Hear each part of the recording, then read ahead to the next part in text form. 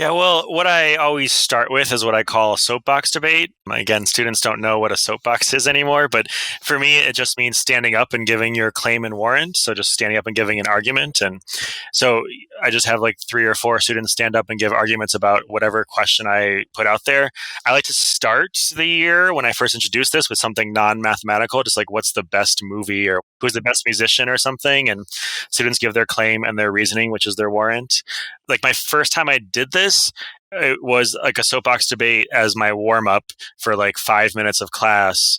And I had You're listening to the ever so charming math teacher and department chair at the Archer School for Girls in Los Angeles and debate guru Chris Luzniak.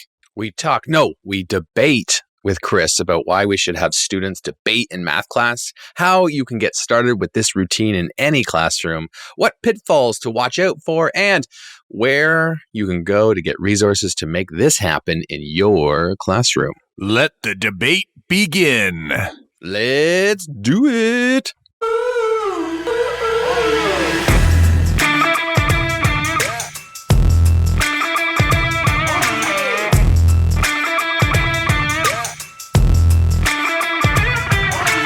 Welcome to the Making Math Moments That Matter podcast. I'm Kyle Pierce from tapintoteenminds.com. And I'm John Orr from mrorr-isageek.com. We are 2 math teachers who, together, with you, the community of math moment makers worldwide who want to build and deliver math lessons that spark engagement, fuel learning, and ignite teacher action. John, are you ready to talk to our good friend Chris? Of course, Kyle, of course. We are super pumped to bring you this episode as always. But you know what's fantastic? What, John? What's fantastic? Opening up Apple Podcasts and seeing a brand new 5-star rating and review from the Math Moment Maker community. Just like this 5-star rating and review from PA Math Teacher. The title says, "Amazing podcast. I just want to say that I truly enjoy listening to every episode. I have a list of ideas to try thanks to you guys. I started using Estimation 180 and my kids love it. I'd love to hear you talk about restorative practices in the math classroom. Keep up the wonderful work." I'm sure we will get to that too, but thank you so much, PA Math Teacher, for taking the time to reach out and share your learning with the community. So awesome stuff there. So go ahead. What are you waiting for? It only takes a minute to fire us an honest rating and 1 more minute to leave a review. All right. Now, before we get to our discussion with Chris, we want to let you know that if you're listening to this before May 29th, 2020, then you're cutting it close to joining us for our 12-week full online workshop, This Summer Cohort. Our workshop is designed to walk you through step-by-step at your own pace to help you teach through real-world problems and create those resilient problem solvers you're after. If you're interested in learning more about registering, be sure to check out makemathmoments.com/online workshop. That's makemathmoments.com/online workshop. If you're listening after the summer 2020 registration closes, you can still head to makemathmoments.com/online workshop to join the wait list in order to get notified for your next opportunity to participate. All right, so don't wait. Hit the pause button and head to makemathmoments.com/online workshop. All right, now let's not take up any more of your precious time and get to our chat with Chris. Hey there, Chris. Welcome to the Making Math Moments That Matter podcast. We're super excited to have you on the show today. How are things since we last saw you? I think it was back in Salt Lake City. I think we met up at the airport there for a brief while as we were waiting for flights. How are things with you? Yeah, hi guys. Thanks for having me on. Things are good here. Just busy as always between school and conferences and all that stuff going on. Awesome stuff. That is fantastic. As we just said, Chris, we've met you a few times now and chatted at conferences. But Chris, do us a favor and our listeners a favor and fill them in a little bit about yourself, where you're coming from. What's your role right now in education? Well, currently I am a math teacher, and I am also like department chair and math coach and things for my school, the Archer School for Girls in Los Angeles. It's a small all-girls independent school that I currently work at. Gotcha. Nice. Very nice. And what got you into the whole math teaching gig? Is this something that you sort of knew early on, or was it something that sort of late in your post-secondary endeavors that sort of kind of pivoted to? What's the story there? It came like in college, I really got into it. I was always good at school, but I went to college for theater, not sure what I wanted to do. And I had a really awesome math professor who got me to do math as a major. And then I went to grad school. And along the way, I really enjoyed some of the teaching and the tutoring I was doing. And I eventually started teaching full time through the Math for America program and started teaching in New York City public schools for a long time. And that was my start to teaching. And then you moved out to the West Coast after that. Is that right? Yeah, about 5 years ago, I followed my husband to Los Angeles and found this job at this all-girls school. That's really awesome. And yeah, now I'm enjoying better weather in California. Yeah. That's awesome. I'm wishing that I had the better weather too, but have not made the move yet, I guess. Chris, something we always ask everybody on the show, we want to know about people's memorable math moments from when they were in school. Would you be able to fill us in on something that was memorable when we say math class? Yeah, I think going back to when I was in college, I had my one required math class I was taking. It was a calculus class, and my professor was very student-centered and almost like a flipped classroom where we'd have some assignments to learn math on our own and then come to class and have to put all these problems up on the boards, like vertical non-permanent surfaces, back before that was researched. Before we called it that? Yeah.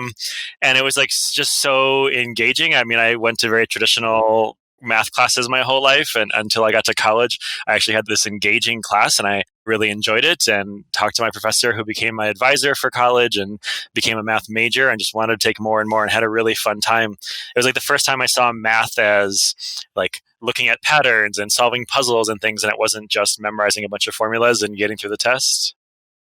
Cool. Yeah, that's interesting to it's so powerful to have a really quality teacher that you just go, yes, I get this. And this is now sinking in. I'm wondering, Chris, did that teacher have obviously it has had a memorable effect on you to remember math class in that way. Did that teacher have any influence in your early career as a teacher? Well, a couple of things.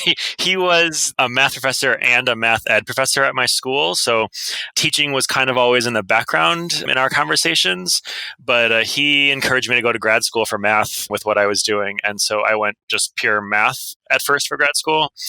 And I didn't talk to him after that, but I came back to teaching as I realized I liked the teaching I was doing more than the research. And yeah, made that my career. Awesome. Fantastic. I'm wondering, we like to also ask some educators when they're coming on, if someone was wondering, what did early Chris look like in the classroom? So, John and I have talked about it a lot on the podcast. We try to be as transparent as possible. When I see students from that first or second year of teaching, I actually ran into a student that I taught a long time ago who's now teaching, and ran into her in a school, and I was sort of embarrassed that I came in and I was there to do some co-teaching with a teacher, sort of saying I'm so sorry. What did when we think back to Chris, fresh out of your faculty experience and getting right in there, what did that look like and sound like? Embarrassing to think about, but as much as I'm talking now to you about the student-centered experience I had in college, I started off being very teacher-centered, just like the way I had experienced high school. And I remember in a embarrassing way thinking that I was going to be entertaining enough to make the math worth learning, just cracking jokes and being energetic or whatever. But it was still very straightforward, traditional teaching you might picture. And yeah, it took me a long time to kind of get the spotlight off of me and onto the students. For sure. I think we felt the same exact way. We came in there and we're we're cool, we're hip. Just I'm picturing Austin Powers, I'm cool, I'm hip. And obviously it might have worked for maybe building some relationships. That was a huge help, obviously. But in terms of the math piece, I feel like I failed miserably, but at the same time failed forward, right? Because we learn from all we do. As I say, I picture myself more as Dwight Schrute than what you're saying, but yeah. Right. It makes me very curious. Like, we all say that we taught very traditionally because we were taught traditionally. But I'm wondering if that's the actual case right now. Is like, Chris, what do you think? Like, you being, department chair at your school, and I don't know how many new teachers you see on a regular basis. Like, what do our new teachers look like? Are they still teaching traditionally, or are they not? Do you think people are teaching traditionally because, as a new teachers, because they were taught that way? Or is it because they're just trying to survive?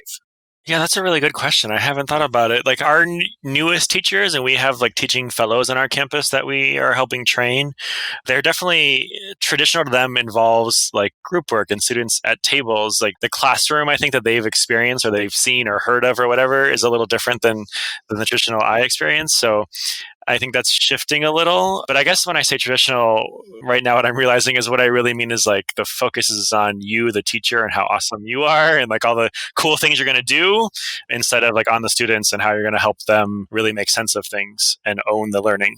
I think that is such a struggle, and probably one of the biggest struggles that we hear from people when they come forward and they say I want, they're over the belief piece about how math should be taught, and they want to do things a little differently. They want to put students at the center, and they want students to really essentially allow them to think through problems and help sort of refine their thinking.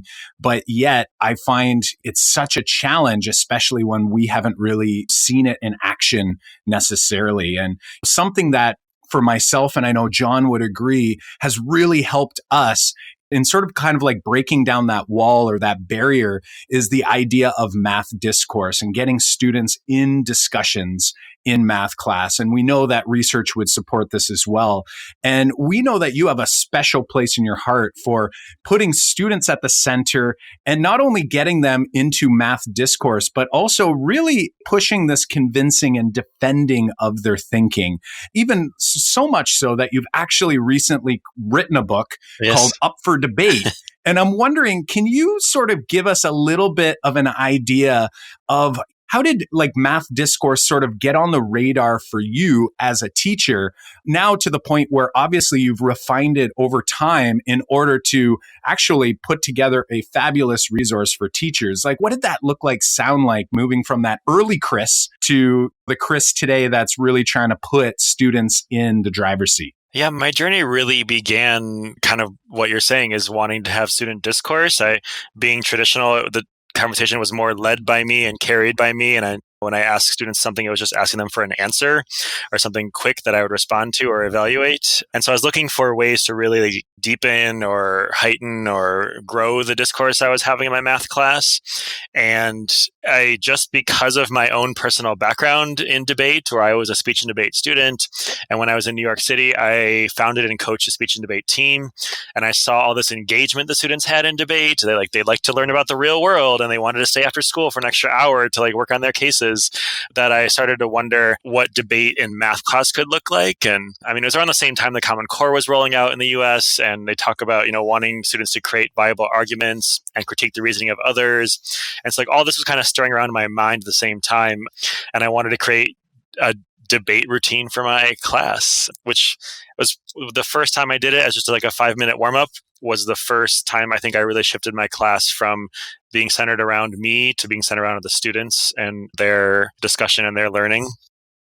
Gotcha. I can see that progression happening. We've talked to Kathy Fosno, and she's always talking about creating mathematicians in our classrooms. And, I was just at a meeting with the local university, actually not too local, but it's in London, London, Ontario. Teachers went there and we talked about transition from 12th grade to university and saying, what do you want your students to have coming in? What would you think about? And they all say it's they want to be able to, we can help kids with some of the math parts. It's not the math. And they're also, they're high flyers, they're university bound students, but I found it very interesting that they said that they want kids to be able to construct arguments and lay them out really elaborately and nicely. They want to write proofs eventually.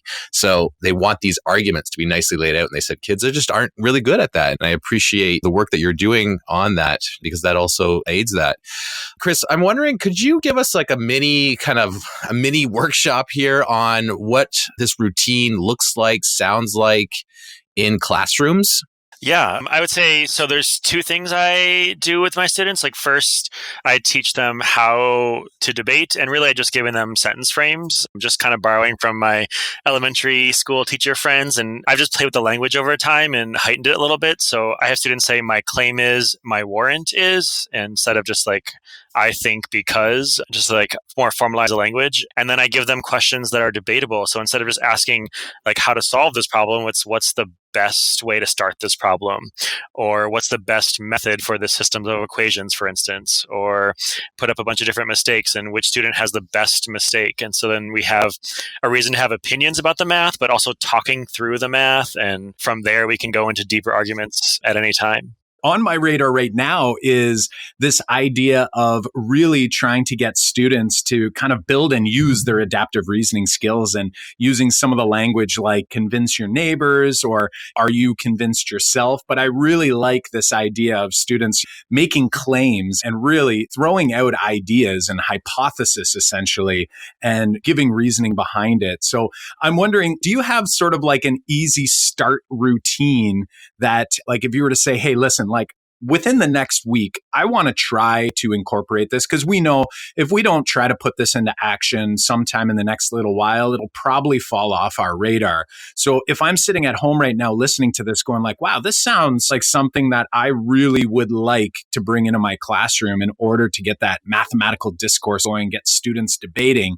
Do you have any suggestions, almost like starter tips to get going?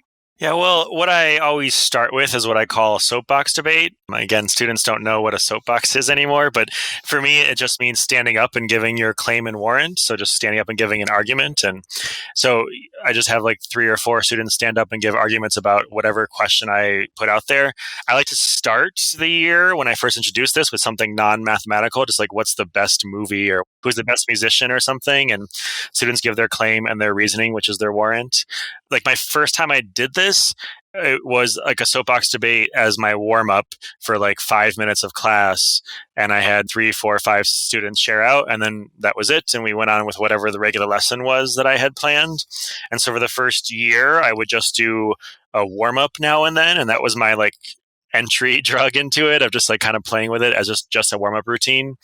And then from there expanding once I got more comfortable with it all. Is this something that's high school only, or do you see this in middle school, elementary school? Are there some tips for those teachers too? I work middle and high school right now. I'm at a 6 through 12 school, but I've seen teachers who've been to my workshops of all grades play with it and do it in their own way.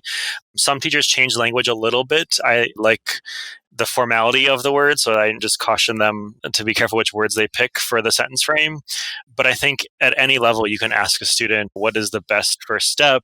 Or like, what's the best interpretation? Or what's the coolest graph I can make for this? Or something along those lines where you're inviting them into the conversation to talk about math with math vocabulary, but to have an opinion about it and start building arguments. And again, this is just like to get the ball rolling, to get them started in talking in math class and building arguments. And then we can go into like other things along the way with proof and stuff and actually make really convincing arguments grounded in math. But my warm-ups are just to get the routines and the habits started so kids are comfortable creating arguments and sharing them out either in pairs or with the whole class. And that seems like such a easy way to get yourself going because I think sometimes as teachers, we put a lot of pressure on ourselves, right? Like we have a lot of big ideas. We want to do things. We want change to happen as soon as possible. As soon as we believe something's going to be helpful for our students, we want that to happen now because we want them to get the benefit of it. And I think by sort of having this as something that's small enough, but regular enough where you can kind of refine it and come back to it and then kind of expand on it and almost like build it where it becomes just a part of how you do business. I think that's such a great strategy. So I appreciate you sharing that. Now, as you get started and as people, whether it's just with this little routine each day for warm-ups or every Wednesday, if that's the day that you want to start, Are there any challenges or hurdles that you maybe experienced along the way as you were kind of tinkering with this idea, or that maybe some other teachers have had and you've sort of heard along the way? Is there anything that maybe teachers might want to watch out for? Any advice for them as they try to take the first step here? For sure. I think the biggest concern is like, what about that student who is shy or struggles with math or English language learner, or for whatever reason might not be comfortable joining in? And I get it. I say, first of all, the sentence frame, it gives a level of safety to students to temporarily join in the conversation because it's only one sentence I'm asking them to say, and I've already given them half the words. And the formality of it helps them talk about the ideas and not the person that they're debating. But with that, like, I also give some think time to students before we start sharing out. If students prefer some time to write something down and want to read off what they wrote down, that's fine. Pair sharing is a great way to like try out your argument with a partner first before we maybe share out to the whole class, if that's the goal. And then I talk about like the really shy or nervous or whatever student who is really concerned about sharing out in front of the class or just, from their seat to the class. And that like I may pull them aside and do a little like doorway chat on the way out of class and just like, hey, I know you're really nervous. I know you didn't want to join in today. I could see it from your face. Can I have you join in like in 2 days when we come back on Friday and do this? And maybe give them the question ahead of time so they can start thinking and really have a moment to practice. Again, I try to really stress that it's just a sentence I want them to say, and they're sitting back down and there's no wrong answers. I love to start debating with, like I said, with like something fun, like best movie, best music. And then I also like to do a bunch of ones throughout the year that are like a which one doesn't belong, or something that's very easy, like low entry points for all students to have something to grab onto and to argue about so that they have lots of options. Yeah, those are some good strategies for us to get into and also to kind of like watch out for. I really like to think, pair, share. I think there's a lot of power in that we kind of just gloss over. It's like, I remember think, pair, share as something that I'm in teachers college that I was like, oh, this strategy where they're supposed to talk first or think themselves, talk first, and then they share it in this group. I'm like, come on. Really? But this strategy has been one of the easiest to implement, but also like the easiest to get kids to talk quicker and have more confidence to say things. Because they can say it to someone else first, they'll say it out loud to the whole group immediately after. It's a good one that I've always kind of used. Chris, I'm wondering what changes or outcomes have you observed in your classroom since including debate in this, your routines? Like I'm thinking, how has it changed your class atmosphere or your grades or like confidence in kids or problem solving? Like what kind of after effects are we seeing if, like, let's say a teacher wants to try this and they're like, okay, well, it's going to take time out of my day. I got to make sure I try this. Like what after effects can those teachers expect to see? Yeah, well, I would first say it's not changing my lesson plans. I'm just doing the activities I'm already going to do with the structure of debate behind them. So it's not even adding to my time or anything. But the benefits are very worth it. Like the students, if they start the class with this discussion and debate, it just spills over into everything we do. Like even when we don't have a debate activity planned, whether like in writing or in speaking later on in class, students are still constantly talking and making arguments. And like if we just did, let's say like a visual patterns, they'll talk about what they think the next one looks like, and they'll say it in the form of claim and warrant, even though I don't ask them to, but they just get in this habit of like, I need to keep explaining myself and convincing others of what I'm thinking because we do it as a regular warm up. So it spills into everything I do. It's easy for me to ask for students to like explain or prove their answer on a worksheet or on a quiz or on a test or something like that. And so students just get in this habit of always explaining themselves, and it doesn't seem out of the ordinary to be doing that in my class. If we always have kids thinking and having to essentially convince others and justify and defend, what we're really teaching them to do is to make sure that they make sense of the math. Like I feel like naturally that is something that comes out of this, because if I am going to defend something, I need to understand it well enough for me to be able to articulate why my thinking makes sense. And I think that's one of the most challenging parts, I think, in shifting math class from more of its, we'll call it like the 100 years ago sort of math class, which is still happening in many classrooms today, to something that's more vibrant and full of energy and thinking and reasoning, improving. And to me, that is such an important piece. And I just think it just seems like such a great way to be able to bring that understanding and that thinking to the table. And you asked about grades and things. I can't say how grades improve because I do debate from like beginning of the school year all the way through. So, but I do think about the end of the year surveys where students talk about like in this class with me, like math made sense. I had to like make sense of it. I was recognizing patterns. It wasn't about memorizing things in this classroom. And so that's what really makes me the happiest. If the grades stayed exactly the same, but kids had understanding versus just a bunch of memorized facts that they'll probably forget a couple weeks from now, I wish there was a way. It's so difficult with education, especially since we don't want to have, let's say, period one class. I do something that I don't believe in and I don't think is helpful as maybe I do with period two just to compare later. But at the end of the day, I'm guessing that retention is going to be higher for those kids too. And I'd be curious if you ever get that opportunity to bump into some kids a year later, what they think about their preparedness for the next school year. Because I think most teachers, like we've all had that experience where kids say like, oh, we never learned this last year. And you're like, I know you learned this last year. Like this was something that is such a big part of that grade or that course. I know it's there. So maybe we just didn't hang on to it because there was no understanding there. There was no deep connections made. So Chris, we're talking about your book and we're talking about all these great ideas. We're talking about some of the things that interest John and I and that we think are really important. But I'm wondering, like, for those who are going to run out and grab your book and they were to open that book, and if they could only read one part of that book, what do you think would be the best section for that biggest takeaway? And maybe it's something that we discussed already, but I got to assume there's some nuggets in there that you probably think like, man, this one's a really good one. What would that be for you? Well, I'd say read the whole book. I try to keep it short, so it was like something that a teacher could read. Right. I was writing it in my spare time. Let's put that in quotes as a teacher. So yeah, what spare time? Yeah, exactly. I would say so. Some of the things we just talked about the routines and the sentence frame are in there. But something that teachers always marvel at is one of the chapters is about how to make debatable questions.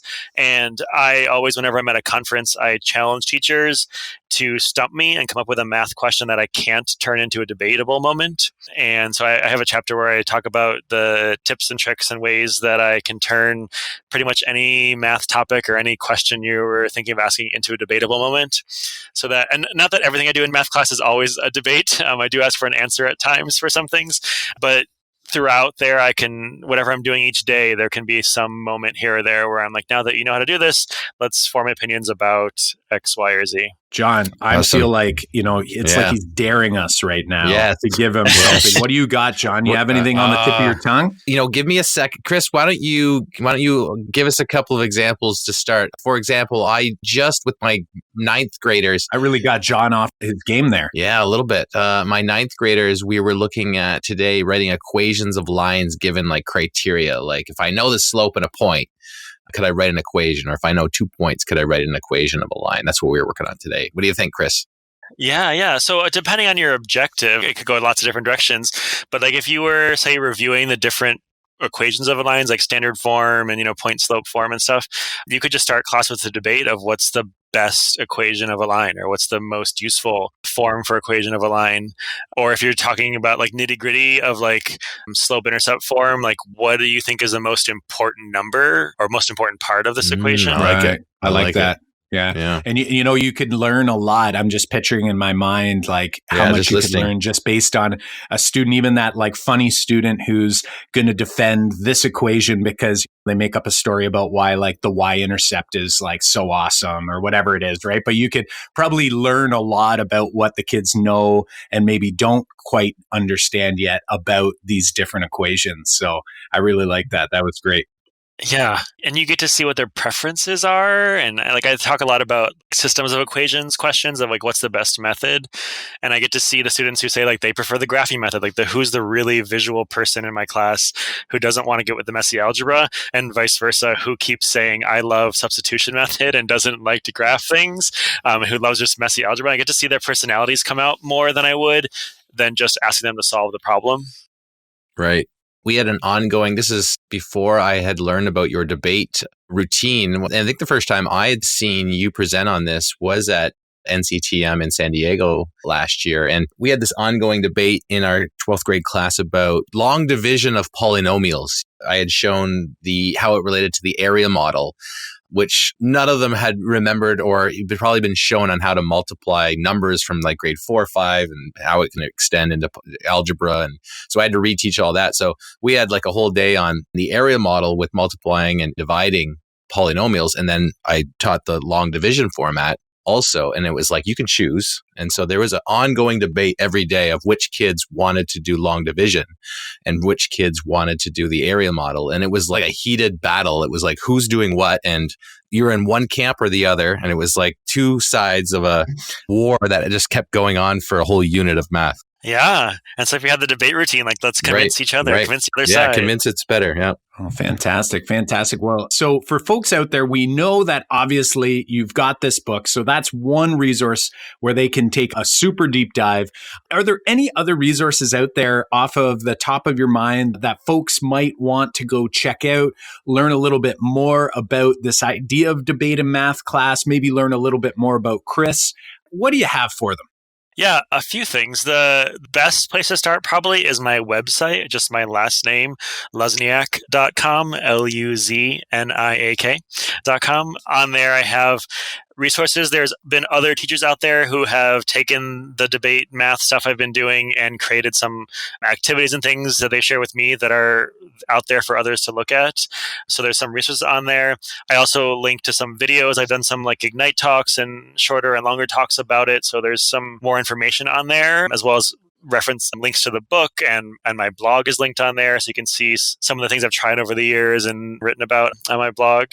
And the other thing is I think about on Twitter, which is my favorite form of professional development. I'm C. Luzniak on there.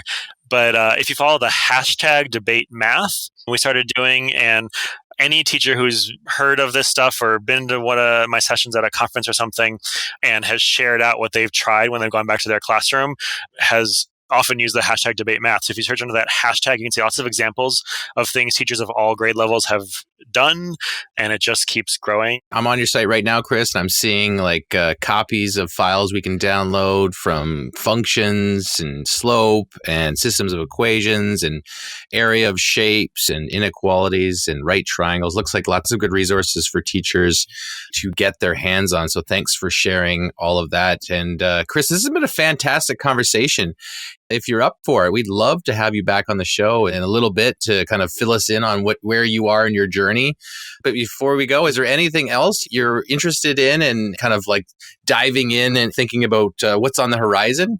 I'd say I'm playing with how to keep extending this more. I have a couple projects on my website, like an end of unit kind of summative project that involves some debate. I'm trying to build some more of those. And I'm just thinking more, as I've done this more and more over time, the way it shifts the students in my classroom from just answer getters to like explainers. And I want to even heighten that. I'm thinking a lot about, in the US, the current political culture and how debate is a big part of helping students find their way to speak up in a professional way, let's say. That's fantastic there, Chris. That sounds super interesting. And this episode, as it goes live, is, we'll be approaching spring soon with this episode going live. And that means it won't be long before the next virtual summit. And I know this past, our first virtual summit, you had CMC and you were, really busy and traveling and all kinds of things going on with the book launch. So hopefully next time around, we'll be able to get your voice and your message into the virtual summit, so folks from the Math Moment Maker community can get to know you even more so and really take that deep dive and maybe into some of those extensions that you just shared with us. Yeah, and I'm working on some more online course stuff with grassroots workshops and stuff to get just people who want to really deep dive into all the different options and ideas. And I can share a lot more that way because I can't travel everywhere I want to go. Right. And Grassroots is a great place to do that with. We're looking forward to seeing you on there because I think I would love to dive in a little bit more deeper with your resources. So that's awesome stuff. Thanks. I should have a course up in the fall 2020. Awesome. We will look forward to that. And When that goes live, we'll probably come back to our site here and update the show notes page to include all of that. And we're going to include all of the other resources Chris has shared here on the show notes page. So, Chris, we want to thank you so much for joining us, and we hope you enjoy the rest of your evening. Thanks so much for joining us, and we appreciate all of the resources you're sharing here with us tonight. Awesome, guys. Thanks so much for having me on. It's been fun. We want to thank Chris again for spending some time with us to share his insights with us and you, the Math Moment Maker community. As always, how will you reflect on what you've learned from this episode? We've talked about some big ideas. Have you sent out a tweet? Have you written it down? Have you called a colleague? Be sure to engage in some form of learning so that the learning here today will stick with you. Before you go, we want to let you know that if you're listening to this before May 29th, 2020, then you're cutting it close to joining us for our summer cohort of the self-paced, online, full workshop. Our workshop is designed to walk you through step by step to help you teach through real world problems and create resilient problem solvers, those problem solvers that we are always after. If you're interested in learning more about registering, be sure to check out makemathmoments.com/online workshop. And if you're listening after the summer 2020 registration closing date, you can still head to makemathmoments.com/online workshop to join the waiting list in order to get notified for your next opportunity to participate. Awesome stuff there, Kyle. In order to ensure you don't miss out on new episodes of the podcast as they come out each Monday morning, be sure to subscribe on Apple Podcasts or your favorite podcast platform. Also, if you're liking what you're hearing, please share the podcast with a colleague and help us reach an even wider audience by leaving us a review on Apple Podcasts, and tweet us your biggest takeaway by tagging @MakeMathMoments on Twitter, Instagram, and you can find us on Facebook. Show notes and links to resources from this episode can be found at makemathmoments.com/episode 77. Again, that's makemathmoments.com/episode 77. Well, until next time, Math Moment Makers, I'm Kyle Pierce. And I'm John Orr. High fives for us. And high fives for you.